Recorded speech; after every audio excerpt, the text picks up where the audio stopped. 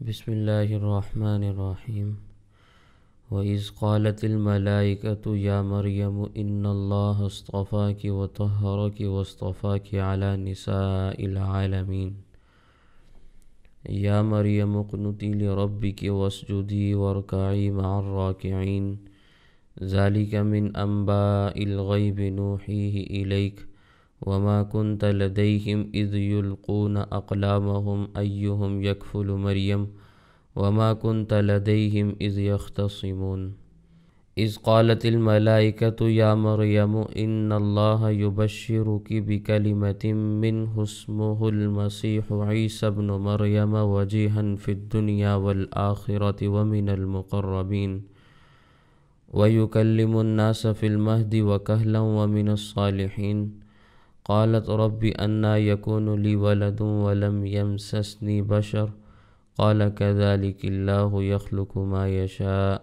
إذا قضى أمرا فإنما يقول له كن فيكون صدق الله العظيم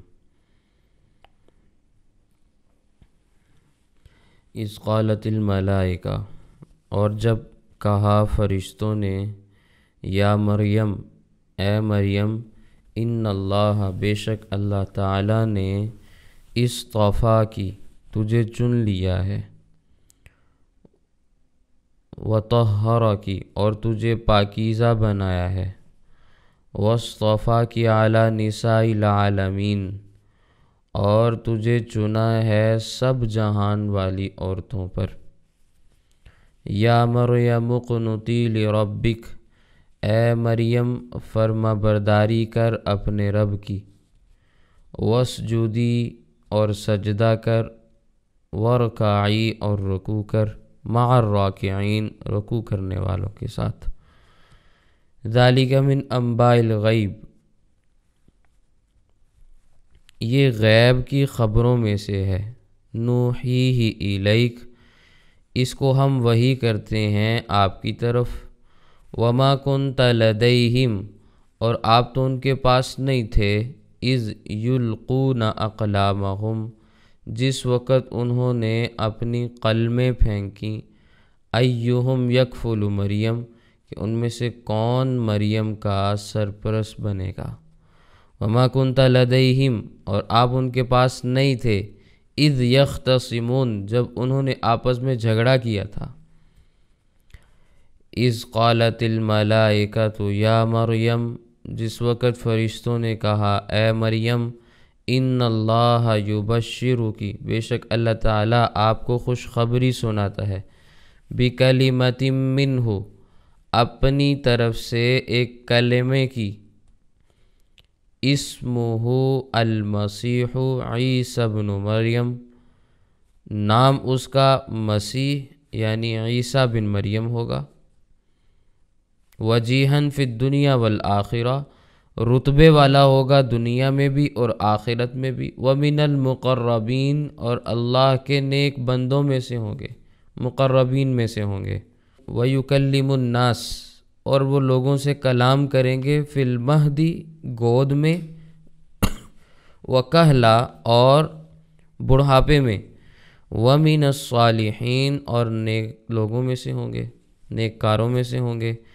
قالت ربی کہا اس نے اے میرے رب انا یکون لی ولد کہ میرے ہاں کس طرح لڑکا پیدا ہوگا ولم یمسسنی بشر مجھے تو کسی مرد نے بشر نے انسان نے ہاتھ نہیں لگایا قال کذالک اللہ فرشتے نے کہا اسی طرح اللہ تعالیٰ فرماتے ہیں یخلق ما یشاء جب کسی چیز کو پیدا کرنا چاہتے ہیں اذا قضى امرا جب وہ کسی معاملے کو طے کر لیتے ہیں فانما یقول له تو یقینی بات یہ ہے کہ وہ اسی طرح فرماتے ہیں کن ہو جا فیکون تو وہ چیز ہو جاتی ہے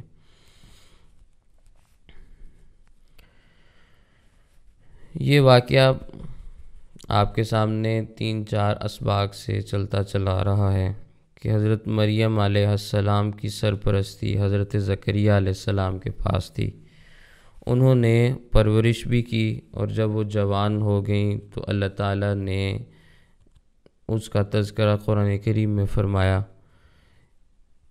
کہ جس وقت اللہ تعالیٰ کے فرشتوں نے جبرائیل علیہ السلام تشریف لائے تھے، اذ قالت الملائکہ، فرشتوں نے کہا، ان کے ساتھ جبرائیل علیہ السلام کے ساتھ اور بھی فرشتے تھے، یا مریم، اے مریم، ان اللہ، بے شک اللہ تعالیٰ نے اصطفاکی، تجھے چن لیا ہے، وطہرکی، اور تجھے پاکیزہ رکھا ہے، یعنی برے اخلاق سے بھی آپ کو بچایا، بری نظروں سے بھی بچایا، اور ہر قسم کے برائی کے کاموں سے آپ کو بچا کے رکھا، واصطفاکی علی نساء العالمین، اور آپ کو سارے جہان والی عورتوں میں ممتاز بھی کر دیا، چن بھی لیا، یعنی جہان بھر کی عورتوں پر فضیلت بھی عطا فرمائی۔ وہ اس طرح سے، وہ چننا اس طرح سے ہے، فضیلت اس طرح سے ہے کہ اللہ تعالیٰ نے آپ کو بغیر خاوند کے حضرت عیسیٰ علیہ السلام جیسے بیٹے عطا فرمائے، اور حضرت عیسیٰ علیہ السلام جیسا بیٹا دوبارہ آنا، اس کی کوئی نظیر مثال لانا، وہ تو ممکن نہیں ہے نا۔ نہ پہلے نہ بعد میں کسی عورت نے اس طرح سے کوئی بچہ پیدا کیا، اور نہ ہی اتنے بڑے مقام و مرتبے والا کوئی آدمی ایسے پیدا ہوا۔ یہ صرف اور صرف حضرت مریم علیہ السلام کی خصوصیت اللہ نے اس اعتبار سے ان کو جہان والوں سے ممتاز کر دیا۔ سمجھ میں آئی ہے بات؟ پھر فرمایا، یا مریم، اے مریم، اقنتی لربک، اپنے رب کی فرما برداری کر، اللہ نے تجھے جو درجہ عطا کیا ہے، مقام دیا ہے، منصب دیا ہے، اس کی قدردانی کرو، اپنے رب کا شکریہ ادا کرو۔ نبی کریم صلی اللہ علیہ وسلم کے متعلق آتا ہے روایات کے اندر، رات کو اتنی دیر تک قیام فرماتے تھے کہ قدم مبارک سوج جاتے تھے، تورت قدماہ، قدم مبارک سوج جاتے تھے، ورم آ جاتے تھے، اور سردیوں میں جب ٹھنڈے پانی کے ساتھ وضو فرماتے تو تشققت قدماہ، قدم مبارک پھٹ جاتے تھے۔ تو صحابہ کرام نے جب دیکھا تو کہنے لگے، حضرت آپ کے قدم مبارک بھی سوج گئے اور پھٹ بھی گئے، اب آپ اتنی عبادت نہ کیا کریں، اللہ تعالیٰ نے آپ کے ویسے ہی بڑے درجات بلند کیے ہیں۔ تو بخاری شریف کے اندر آتا ہے، نبی کریم صلی اللہ علیہ وسلم نے فرمایا، افلا اکون عبدا شکورا، کیا میں اللہ کا شکر گزار بندہ نہ بنوں؟ اللہ نے مجھے جو اتنے درجات سے نوازا تو کیا میں اس کا شکریہ ادا نہ کروں؟ مجھے تو اب اور زیادہ عبادت کرنی چاہیے۔ تو یہی معاملہ حضرت مریم علیہ السلام کو اللہ تعالیٰ فرما رہے ہیں کہ اے مریم، تم اپنے رب کی عبادت کرو۔ نبی کریم صلی اللہ علیہ وسلم کو اللہ نے وہ خوبیاں جو پہلے انبیاء کو مانگنے سے یا بتانے سے دی ہیں، نبی کریم صلی اللہ علیہ وسلم کو بغیر مانگے بغیر بتائے دی ہیں۔ یہ اللہ کے نبی صلی اللہ علیہ وسلم کی خصوصیت ہے۔ دیکھیں یہاں حضرت مریم کو کہنا پڑ رہا ہے کہ اللہ کی عبادت کرو، شکر ادا کرو، ادھر نبی کریم صلی اللہ علیہ وسلم کر رہے ہیں، مزید آگے بڑھنا چاہ رہے ہیں۔ سمجھ آ رہی ہے؟ وَاسْجُدِي، اور سجدہ کر، وَارْكَعِي مَعَ الرَّاكِعِينَ، رکوع کرنے والوں کے ساتھ رکوع کرو، یعنی نماز پڑھو۔ اس زمانے کے اندر عورتیں جماعت کے ساتھ نماز پڑھا کرتی تھیں، یہ بات ذہن میں رکھیں۔ وَارْكَعِي مَعَ الرَّاكِعِينَ کا یہی معنی ہے کہ جب رکوع کرنے والے اکٹھے ہو کر رکوع کرنے لگیں تو آپ بھی ان کے ساتھ مل کر رکوع کرو، یعنی جماعت کے ساتھ نماز کا اہتمام کرو۔ تو عیسیٰ علیہ السلام کے زمانے میں خواتین جماعت کے ساتھ نماز پڑھا کرتی تھیں، البتہ ان کے نماز کی کیفیت الگ ہوتی تھی۔ تو میں یہ بات عرض کر رہا تھا کہ عیسیٰ علیہ السلام کے زمانے میں یا ان کے زمانے سے پہلے حضرت زکریا علیہ السلام کے زمانے میں، حضرت عمران کے زمانے میں عورتیں جماعت کے ساتھ نماز پڑھا کرتی تھیں، اور یہاں تک کہ نبی کریم صلی اللہ علیہ وسلم کے زمانے میں بھی عورتوں کو جماعت کے ساتھ نماز پڑھائی جاتی تھی۔ لیکن جب حالات بدلنے لگے تو پھر پابندی لگائی گئی ہے، ٹھیک ہے؟ تو اس سے کوئی غلط قسم کا استدلال نہ کرے، اس لیے میں نے یہ وضاحت آپ کے سامنے عرض کی ہے کہ نبی کریم صلی اللہ علیہ وسلم کے ابتدائی زمانے میں بھی اجازت موجود تھی، لیکن بعد میں پابندی لگا دی گئی، ٹھیک ہے؟ تو آج بھی اگر کسی جگہ پر خواتین کی جماعت کا اس انداز میں اہتمام کیا گیا ہو کہ وہاں پردے کا بہت حد تک اہتمام ہو اور کسی بھی قسم کے فتنے کا وہاں پہ خوف اور اندیشہ نہ ہو، جگہیں بالکل جدا جدا ہوں، تو عورتیں جمعہ پڑھنے کے لیے، تراویح کے لیے، عیدین کے لیے جانا چاہیں تو جا سکتی ہیں، لیکن زمانہ بہرحال بڑا نازک ہے، فتنے کا دور ہے، اس لیے احتیاط زیادہ بہتر ہے۔ تو آگے اللہ تعالیٰ فرماتے ہیں حضرت مریم علیہ السلام کا یہ واقعہ جو ہم آپ کو بتا رہے ہیں نا، ذالک من انباء الغیب، یہ غیب کی خبروں میں سے ہے، نوحیہ الیک، اس کو ہم آپ کی طرف وحی کرنے والے ہیں۔ یہ نبی کریم صلی اللہ علیہ وسلم کو خطاب ہے۔ وما کنت لدیہم، آپ ان کے پاس نہیں تھے، اذ یلقون اقلامہم، جس وقت انہوں نے اپنی اپنی قلمیں قرآن اندازی کرنے کے لیے دریا میں ڈالی تھیں، اس نیت کے ساتھ ایہم یکفل مریم، کہ ان میں سے کون مریم کا سرپرست بنے گا۔ یہ بات میں نے آپ کے سامنے پہلے عرض کر دی تھی کہ حضرت مریم علیہ السلام کی والدہ نے منت مانگی تھی، اور پھر ان کے پاس جب حضرت مریم کی ولادت ہوئی تو انہوں نے کہا یہ تو بچی پیدا ہو گئی، میں نے تو بچہ ذہن میں رکھا ہوا تھا، لڑکا تھا میرے ذہن میں۔ تو بہرحال پیدائش ہوئی تو انتظامیہ کے حوالے، جو 29 افراد کی کمیٹی تھی، ان کے حوالے حضرت مریم کو کیا گیا، لیکن ان کے درمیان آپس میں اختلاف ہو گیا۔ ہر آدمی کی خواہش تھی کہ انتظام میرے ذمے آئے، میں ان کی خدمت کروں، کیونکہ یہ ہمارے امام کی، ہمارے خطیب کی، ہمارے بزرگ کی، ہمارے ولی کی بیٹی ہیں۔ تو کوئی آدمی بھی اپنے دعوے سے پیچھے ہٹنے کے لیے تیار نہیں تھا۔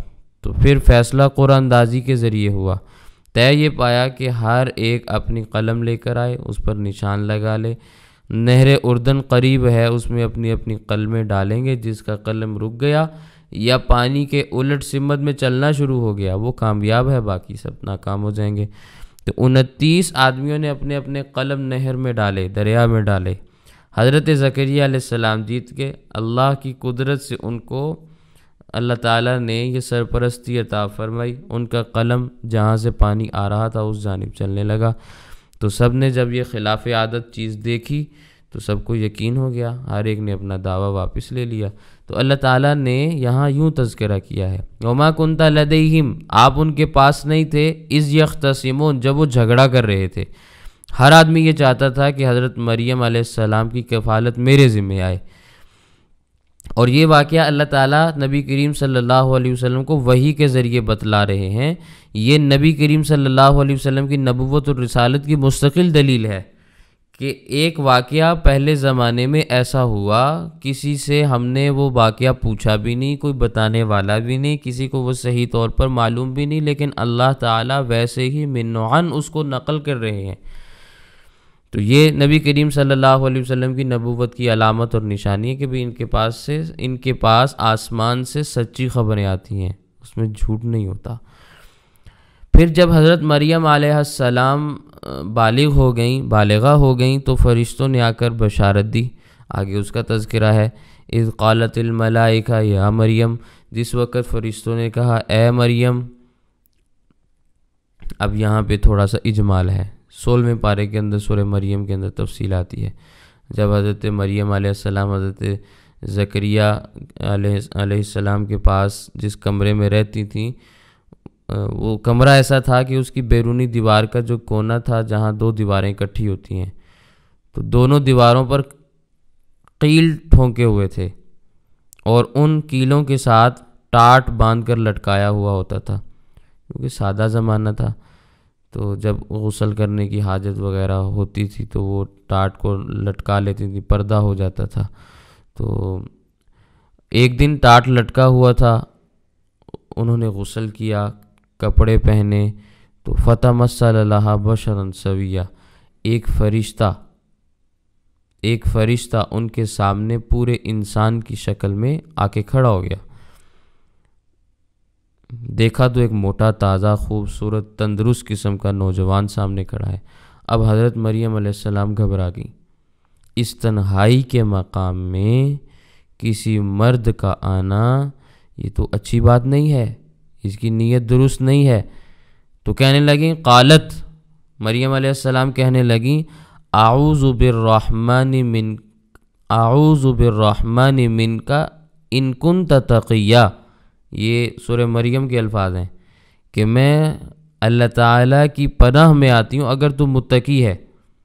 اگر متقی ہے پھر میں پناہ میں آنے کی ضرورت نہیں، لیکن اگر متقی نہیں ہے تو پھر میں اللہ کی پناہ میں آتی ہوں۔ اصل جملہ یوں ہے، یا یوں سمجھانا مقصود ہے کہ اگر تو پرہیزگار ہے، اللہ سے ڈرتا ہے، متقی ہے، تو میں تجھے اللہ کا واسطہ دیتی ہوں، اعوذ بالرحمن، رحمان کا واسطہ دیتی ہوں، تو یہاں سے چلا جا، تو یہاں کیوں آیا ہے؟ تو اس نے بڑے اطمینان سے کہا، انما انا رسول ربک، میں تو آپ کے رب کی طرف سے بھیجا ہوا ایک بندہ ہوں، میں تو آپ کے رب کی طرف سے قاصد ہوں، رسول ہوں، یعنی میں جبرائیل ہوں، تجھے خوشخبری سنانے کے لیے آیا ہوں۔ اب جبرائیل کے ساتھ اور بھی فرشتے تھے، وہ بھی اپنی اپنی شکل کے اندر آ گئے، لیکن گفتگو کرنے والے جبرائیل علیہ السلام تھے۔ یہ سورہ مریم کا تذکرہ ہے، لیکن یہاں الفاظ کیا ہیں؟ ان اللہ یبشرکی، بے شک اللہ تعالیٰ تجھے خوشخبری سناتے ہیں، بکلمۃ منہ، اپنی جانب سے ایک کلمے کی، مراد عیسیٰ علیہ السلام ہے، کیونکہ عیسیٰ علیہ السلام کو روح اللہ بھی کہا جاتا ہے اور کلمۃ اللہ بھی کہا جاتا ہے، اور یہ اس لیے ان کو کہا جاتا ہے کہ اللہ تعالیٰ نے ان کو باپ کے بغیر کلمہ کن سے پیدا فرمایا تھا، اس لیے وہ کلمۃ اللہ ہے، ٹھیک ہے۔ اور نام بھی اللہ تعالیٰ نے خود رکھا، اسمہ المسیح عیسی ابن مریم، نام اس کا مسیح عیسیٰ بن مریم ہوگا، مسیح ان کا لقب ہوگا، عیسیٰ ان کا نام ہوگا، مریم کے بیٹے ہوں گے۔ تو قرآن کریم میں یہ ساری باتیں موجود ہیں، ٹھیک ہے۔ اب ایک بات میں آپ کے سامنے اور بھی عرض کر دیتا ہوں، وہ بھی ذہن میں رکھیں، پہلے بھی میں نے شاید عرض کی ہو۔ محققین علماء یہ فرماتے ہیں کہ لفظ عیسیٰ یہ ایشوا سے نکلا ہے، عبرانی زبان کا لفظ ہے ایشوا، الف، یا، شین، واو اور عین، اور مسیح حضرت عیسیٰ علیہ السلام کو کہتے ہیں، قرآن کریم کی اس آیت میں واضح طور پر آپ کے سامنے لکھا ہوا ہے، لیکن اس کے ساتھ ساتھ دجال کو بھی کہا جاتا ہے، ٹھیک ہے۔ تو محدثین اور مفسرین نے پھر دو طرح سے فرق کو بیان کیا ہے، وہ فرق آپ ذہن میں رکھیں۔ ایک فرق یہ ہے کہ حضرت عیسیٰ علیہ السلام کو جو مسیح کہا جاتا ہے وہ مسح یمسح سے ہے، ٹھیک ہے، بمانا ہاتھ پھیرنا، مسح کیا جاتا ہے نا، تو مسح میں ہاتھ پھیرا جاتا ہے نا۔ وَامْسَحُوا بِرُؤُوسِكُمْ، قرآن کریم کا یہ جملہ ہے آیت وضو کا، اِذَا قُمْتُمْ إِلَى الصَّلَاةِ فَاغْسِلُوا وُجُوهَكُمْ وَأَيْدِيَكُمْ إِلَى الْمَرَافِقِ وَامْسَحُوا بِرُؤُوسِكُمْ، ٹھیک ہے۔ تو یہ جملہ ہے، اپنے سروں پر اپنے ہاتھوں کو پھیر لو۔ یہ میں نے جو لفظ کا ترجمہ کیا ہے نا، وہ ترجمہ قرآن کریم سے ثابت کیا ہے، قرآن کریم کی آیت کی تفسیر اور تشریح، آیت کا معنی قرآن کریم سے۔ تو وہ حضرت عیسیٰ علیہ السلام کو جو مسیح کہا جاتا ہے تو وہ مسح یمسح سے ہے۔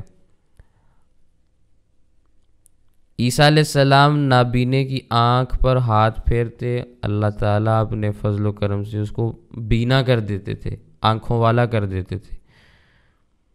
برس والے کے جسم پر ہاتھ پھیرتے، وہ اللہ کے فضل سے ٹھیک ہو جاتا۔ تو عیسیٰ علیہ السلام ہاتھ پھیرا کرتے تھے، مردے کو ہاتھ لگاتے تو زندہ ہو جاتا، ٹھیک ہے۔ تو ان کو مسیح اس انداز میں کہا جاتا ہے، اور جو دجال کو مسیح کہا جاتا ہے وہ ہے صاح یصیح سیاحتن، اس کا معنی ہے سیر و سیاحت کرنا، ساحہ یسیح سیاحتاً، سیر و سیاحت کرنا۔ دجال ساری دنیا میں پھرے گا سوائے 4 جگہوں کے، مکہ مکرمہ نہیں جا سکتا، مدینہ منورہ نہیں جا سکتا، بیت المقدس کا جو شہر ہے، شہر قدس جہاں مسجد اقصی کمپاؤنڈ ہے، وہاں نہیں جا سکتا، اور اسی طرح کوہ طور کے پہاڑ پہ نہیں جا سکتا۔ یہ 4 جگہیں ہیں جہاں وہ نہیں جا سکتے، باقی پوری دنیا میں وہ جائے گا۔ ان 4 جگہوں کے علاوہ ساری زمین اس کے قدموں سے ناپاک ہوگی۔ سمجھ میں آ رہی ہے؟ تو اس حوالے سے اس کو مسیح کہا جاتا ہے۔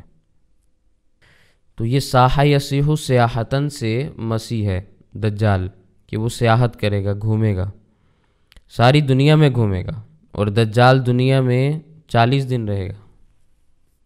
40 دن، پہلا دن 1 سال کے برابر۔ اب صحابہ کرام نے جب سنا تو اللہ کے نبی صلی اللہ علیہ وسلم سے سوال کیا کہ حضرت وہ 1 دن جو سال کے برابر لمبا ہوگا اس میں نمازیں 1 دن کی پڑھیں گے یا 1 سال کی؟ تو نبی کریم صلی اللہ علیہ وسلم نے فرمایا نمازیں 1 سال کی پڑھنی ہیں، 1 سال کی ہی پڑھنی پڑیں گی۔ پھر دوسرا دن 1 ماہ کے برابر ہے، نمازیں بھی 1 ماہ کی پڑھنی پڑیں گی۔ تیسرا دن 1 ہفتے کے برابر ہوگا، نمازیں 1 ہفتے کی پڑھنی پڑیں گی۔ باقی ایام پھر عام دنوں کے برابر ہو جائیں گے، یعنی 24 گھنٹے کے مطابق دن چلے گا۔ تو دجال 40 دن تک دنیا میں رہے گا، بڑا فتنہ اور بڑا فساد مچائے گا، خدائی کا دعویٰ کرے گا، ایسی جگہوں پہ جائے گا جہاں پانی کا ایک قطرہ بھی نہیں ہوگا، لیکن لوگوں کو کہے گا اگر تم نے مجھے خدا مان لیا تو یہاں بارش برسے گی، اشارہ کرے گا بادلوں کو، بادل اکٹھے ہوں گے، بارش ہوگی۔ لوگ کہیں گے کہ بھئی ہمیں کوئی اور خدا نہیں چاہیے، ہمارے لیے تو یہی خدا ہے۔ تو اس کی خدائی بس 40 دن تک رہے گی۔ ایسی جگہوں پہ جائے گا جہاں کھانے کے لیے ایک لقمہ نہیں ہوگا، لوگوں کو اتنا کھلائے گا بلکہ زمین پہ پاؤں مارے گا تو زمین سونے اور چاندی کو اگل دے گی۔ وہ کہے گا کہ اٹھا لو جتنا اٹھانا ہے، اٹھانے والے اٹھائیں گے، مزے کریں گے۔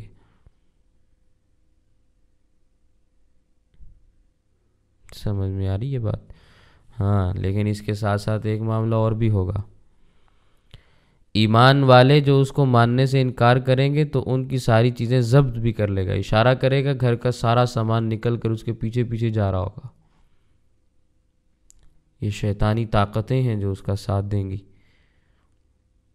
گھر کی ہر چیز، مال و دولت جمع ہو کر اس کے پیچھے چل پڑا، اب گھر میں کچھ نہیں رہا، ایمان والا نا، صرف ایمان باقی ہر چیز چلی جائے گی۔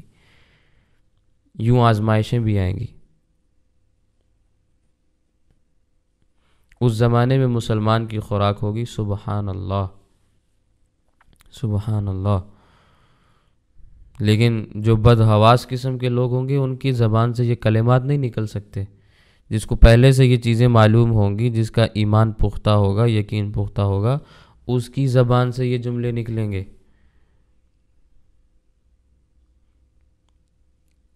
وہ ایمان والے لوگ ریت کو اٹھا کے منہ میں ڈالیں گے، اللہ تعالیٰ ان کو شکر بنا دیں گے۔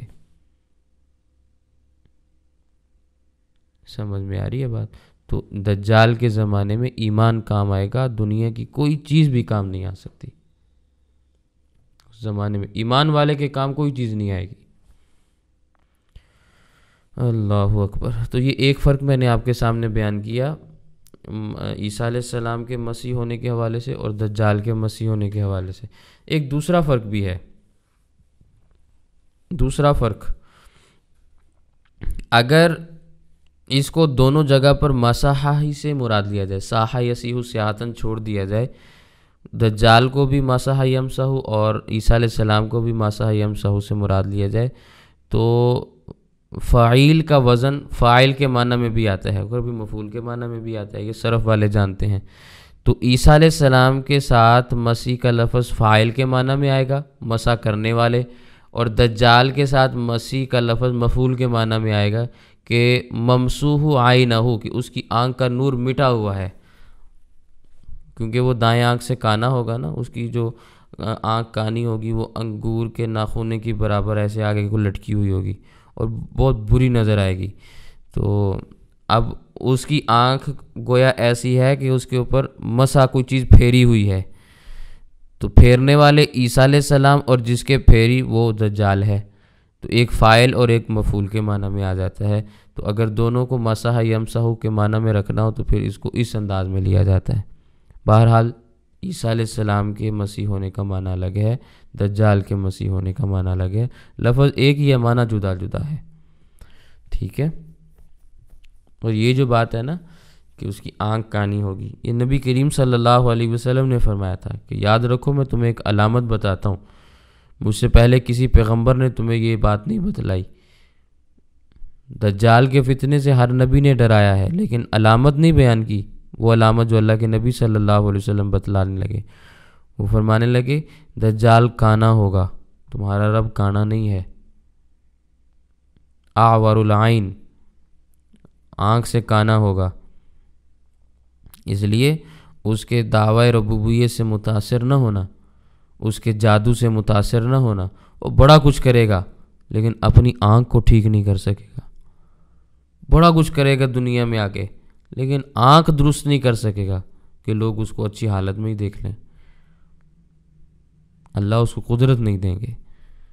باقی ساری کی ساری چیزیں استدراج ہوں گی، لوگ اس کو کرامت سمجھیں گے، لوگ اس کو خدائی سمجھیں گے، وہ استدراج ہوگا، استدراج کا عروج ہوگا، جادو کا عروج ہوگا، جس کو لوگ آج کے زمانے میں، جب آج کے زمانے میں لوگ بات کو نہیں سمجھ پا رہے تو آپ خود اندازہ لگائیں دجال کے زمانے میں لوگ کیسے بات سمجھیں گے۔ آج تو ملتا بھی کچھ نہیں، بابے کے پاس جاتے ہیں تو بابا کچھ دیتا ہے، لیتا ہے، دیتا نہیں ہے، بتا دیتا ہے کہ مل جائے گا، اتنے میں ہی ایمان ختم ہو جاتا ہے، ایسا ہی ہے نا۔ لیکن وہ تو اسی وقت دے گا، اس نے تو رہنا ہی زیادہ سے زیادہ 40 دن ہے، تو 40 دن تو فوراً چیزیں دینی ہیں، تو تب ایمان کی کیا کیفیت ہوگی آپ خود اندازہ لگائیں، تب کیا حالات ہوں گے لوگوں کے۔ تو وہ زمانہ استدراج کا، جادو کے عروج کا زمانہ ہوگا، اس لیے لوگ بہت گمراہ ہوں گے۔ اللہ ہی جس کو بچانا چاہیں گے اس کے فتنے سے بچا دیں، ورنہ ہر شخص گمراہ ہوگا۔ اس لیے دجال کے فتنے سے بچاؤ کی جو دعائیں، جو معمولات اللہ کے نبی صلی اللہ علیہ وسلم نے امت کو بتلائے ہیں ان کا اہتمام کرنا چاہیے، وگرنہ کوئی آدمی اپنے زور پر نہیں بچ پائے گا۔ بہرحال وجیہن فی الدنیا والآخرہ، عیسیٰ علیہ السلام رتبے والے ہوں گے دنیا میں بھی آخرت میں بھی، ومن المقربین، اللہ کے مقرب لوگوں میں سے بھی ہوں گے۔ ظاہر ہے کہ اللہ تعالیٰ کے پیغمبر سے زیادہ کون مقرب ہو سکتا ہے، اس لیے مقربین میں سے بھی ہیں۔ پھر جو عجیب بات ہے وہ یہ، وَيُكَلِّمُ النَّاسِ، لوگوں کے ساتھ کلام کریں گے، فی المہدی، گود میں، ماں کی گود میں عیسیٰ علیہ السلام کلام کریں گے، وکہلا، اور بڑی عمر میں بھی کریں گے۔ کہولت، لغت عرب میں 30 اور 40 سال کی درمیانی عمر کو کہولت کہا جاتا ہے۔ اس زمانے کے اندر بدنی قوتیں عروج پر ہوتی ہیں، 40 سال کے بعد آہستہ آہستہ انسان متاثر ہونا شروع ہو جاتا ہے۔ تو کہولت میں بھی کلام کریں گے اور جوانی میں بھی، اس میں ماں کی گود میں بھی کریں گے۔ اور کہولت کا ایک معنی یہ بھی ہے کہ بڑھاپے میں کلام کریں گے، بڑھاپے میں کلام کریں گے۔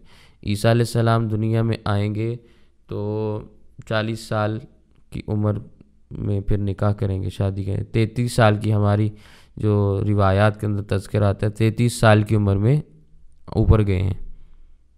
اب واپس آئیں گے تو ظاہر ہے وہیں سے آگے نظام چلے گا، تو پھر شادی بھی کریں گے، شادی کرنے کے بعد بچے بھی ہوں گے، ٹھیک ہے، پھر بڑھاپا بھی آئے گا، پھر تبھی وفات پائیں گے، دنیا سے چلے جائیں گے۔ لیکن آخری عمر تک کلام کرتے رہیں گے، گفتگو کرتے ہیں۔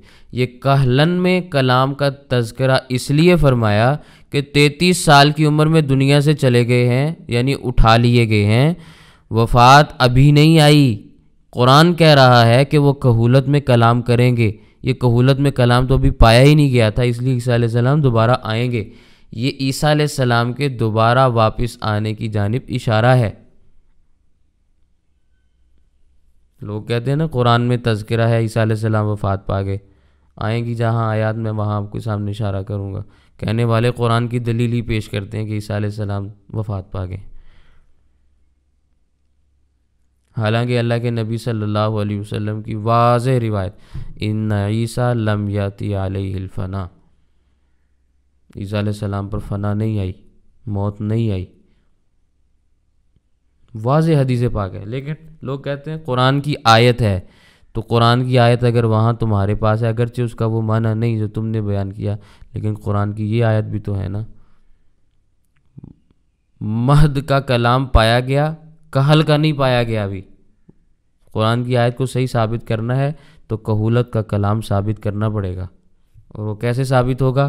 جب وہ دوبارہ آئیں گے، ٹھیک ہے۔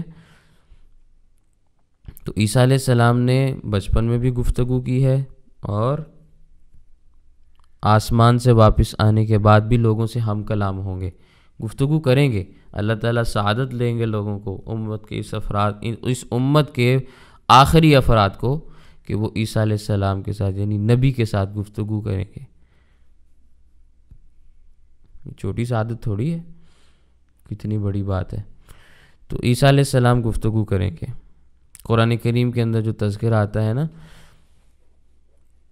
عیسیٰ علیہ السلام کی گفتگو کا 16ویں پارے میں، جب حضرت مریم علیہ السلام عیسیٰ علیہ السلام کو لے کر آئیں تو لوگوں نے سوال کیا، یا مریم لقد جئتی شیئا فریا، یہ تو عجیب سی چیز ہمارے سامنے لے آئی، اوپری چیز،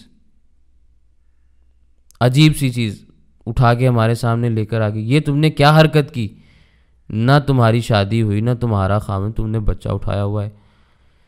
فاشارت الیہ، تو مریم علیہ السلام نے عیسیٰ علیہ السلام کی طرف اشارہ کیا،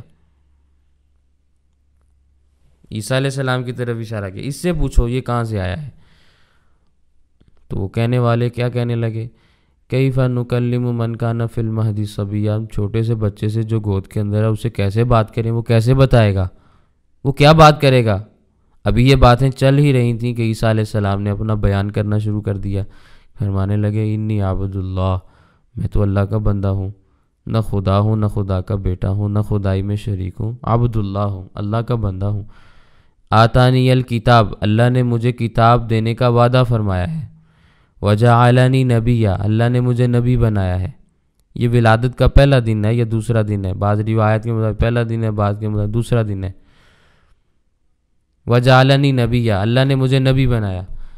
جب دنیا میں ہم مسلمان کہتے ہیں نا کہ اللہ کے نبی صلی اللہ علیہ وسلم کو ظاہری نبوت 40 سال میں ملی، ہم کہتے ہیں بھئی اللہ کے نبی صلی اللہ علیہ وسلم سب سے پہلے نبوت ملی، تو لوگ کہتے ہیں عیسیٰ علیہ السلام کو تو دیکھو ماں کی گود میں نبوت مل گئی تھی، تو یہ تو ان کی فضیلت ہوئی، پھر اللہ کے نبی صلی اللہ علیہ وسلم کی فضیلت تو نہ ہوئی نا۔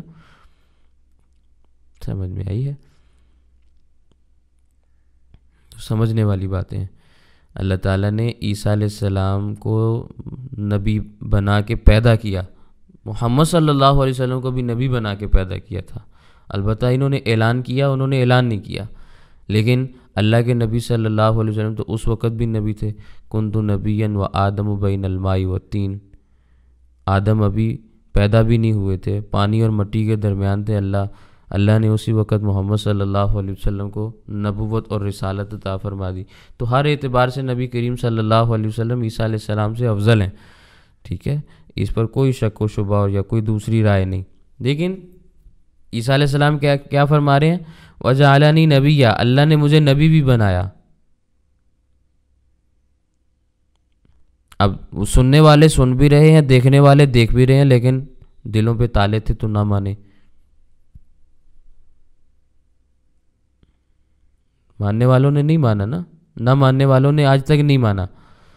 ماننے والے تو مان گئے، لیکن نہ ماننے والے آج تک نہیں مانے۔ وہ آج تک یہی بات کہہ رہے ہیں جس کا قرآن کریم نے تذکرہ کیا، وَبِكُفْرِهِمْ وَقَوْلِهِمْ عَلَى مَرْيَمَ بُهْتَانًا عَظِيمًا، کہ انہوں نے مریم علیہ السلام کے اوپر بہتان باندھا کہ اس نے غلط کام کیا، عیسیٰ علیہ السلام پہ الزام باندھا کہ یہ حلالی نہیں ہے، ہم ان کو نبی کیوں مانیں۔ اسی لیے کہا جاتا ہے ضد اور ہٹ درمی کا دنیا میں کوئی علاج نہیں۔ بچہ گفتگو کر رہا ہے، سب کے سامنے کر رہا ہے، بازار میں کر رہا ہے، کوئی ڈھکی چھپی کہیں سے آواز نہیں آ رہی کہ وہ کہنے والا کہے کہ راوی یوں کہتا ہے، اب وہ راوی پتہ نہیں دریائے راوی کے پاس بیٹھا ہو، کوئی کہہ رہا تھا یا پتہ نہیں کون سا راوی تھا جو کہنے والا تھا. بعض لوگ ہیں نا ایسے ہمارے معاشرے میں، وہ کہتے ہیں راوی نے فرمایا، فرمایا نہیں کہتے، راوی کہتا ہے، بس پھر آگے جو مرضی بولتے جاؤ، وہ راوی کہہ رہا ہے. اس پر ہمارے حضرت علامہ خالد محمود صاحب نور اللہ مرقدہ فرمایا کرتے تھے، اور راوی کے کنارے بیٹھنے والوں ذرا توجہ کے ساتھ بیٹھا کرو، کبھی کبھی راوی میں طغیانی آ جاتی ہے، ایمان بہا کے لے جاتی ہے. سمجھنے والے سمجھیں گے اس جملے کو. سمجھ میں آئی ہے؟ بعضوں کا مذہب ہی اس پہ چلتا ہے کہ راوی نے یہ کہا، کہاں کہا، کس کو کہا، کوئی عطا پتہ نہیں. تو یہ ضد اور ہٹ درمی ہے، اس کا دنیا میں کوئی علاج نہیں. تو عیسیٰ علیہ السلام کے متعلق اللہ تعالیٰ کیا فرماتے ہیں؟ وَمِنَ الصَّالِحِينَ، وہ نیک لوگوں میں سے ہوں گے. کلام کریں گے مہد میں بھی اور کہل میں بھی، اور نیک لوگوں میں سے ہوں گے. قالت رب انا یکون لی ولد، مریم علیہ السلام کہنے لگیں اے میرے پروردگار، میرے ہاں کیسے بچہ پیدا ہوگا؟ مجھے تو کبھی کسی نے ہاتھ تک نہیں لگایا، نہ جائز طریقے سے نہ ناجائز طریقے سے، آپ تو جانتے ہیں. اور 16ویں پارے میں جو الفاظ ہیں سورہ مریم کے وہ ہے ولم اکو بغیہ، اور میں کوئی بد کردارہ عورت بھی نہیں ہوں. بغایا کا لفظ آتا ہے کنجریوں کے لیے، یہی گالی مرزا غلام قادیانی نے ہمیں دی ہے، آپ سب کو بھی دی ہے. سمجھ میں آئی ہے؟ عربی زبان کے اندر اس کی عبارت ہے، ترجمہ میں اس کا عرض کر دیتا ہوں، عبارت تو مجھے پوری نہیں آتی، اس میں ذریت البغایا کے الفاظ ہیں. انہوں نے کہا کہ جو نیک لوگ ہیں وہ تو میرے اوپر ایمان لاتے ہیں، البتہ جو کنجریوں کی اولاد ہیں وہ مجھے نبی نہیں مانتے. یہی عبارت اس کی قومی اسمبلی کے اندر پیش کی تھی حضرت مولانا مفتی محمود رحمہ اللہ نے بھٹو کے سامنے. کہا تھا اس نے تمہیں کنجری کی اولاد کہا ہے. تو مانتے ہو مرزا قادیانی؟ نے کہا نہیں مانتے. پھر تم کنجری کے بچے ہو. اب یہ جملہ اس کو جا کے لگا. ویسے مانتے نہیں ہیں لوگ. سمجھ میں آئی؟ تو مریم علیہ السلام نے بھی یہی کہا کہ میں کوئی بد کردارہ عورت نہیں ہوں. بچے ملنے کے 2 ہی طریقے ہوتے ہیں، یا حلال طریقہ ہے یا حرام طریقہ ہے. یہاں دونوں چیزیں نہیں پائی جا رہی، تو کیسے میرے یہاں بچہ پیدا ہو جائے گا؟ قال کذلک اللہ، فرشتے کہنے لگے اللہ تعالیٰ ایسے ہی دیتے ہیں. یخلق ما یشاء، جب پیدا کرنا چاہتے ہیں تو پیدا کر دیتے ہیں، ان کے لیے کوئی مشکل کام نہیں ہے. اذا قضى امرا، جب کسی معاملے کو طے کرتے ہیں، فانما یقول له، تو بس اتنی سی بات کہتے ہیں کن ہو جا، فیکون، تو وہ چیز ہو جاتی ہے. تو اس وقت حضرت جبرائیل علیہ السلام نے حضرت مریم علیہ السلام کو ان الفاظ کے ساتھ خوشخبری سنائی کہ دینے والا اللہ تعالیٰ ہے، اللہ نے تجھے دینا ہے، اس نے اپنی مرضی سے دیا ہے تو تم قبول کرو، جن میں آپ کے لیے کیا پریشانی ہے. سمجھ آ گئی بات؟ تو یہ چند ایک آیات تھیں جن کا میں نے آپ کے سامنے تذکرہ کیا. تو آگے بھی انشاءاللہ اگلے آیات کے اندر بھی تذکرہ باقی ہے، انشاءاللہ کل کے سبق میں وہ بھی آپ کے سامنے آئیں گے. اللہ تعالیٰ ہمیں قرآن کریم کی تفسیر کو صحیح انداز میں سمجھنے کی توفیق عطا فرمائے. وآخر دعوانا ان الحمد للہ رب العالمین.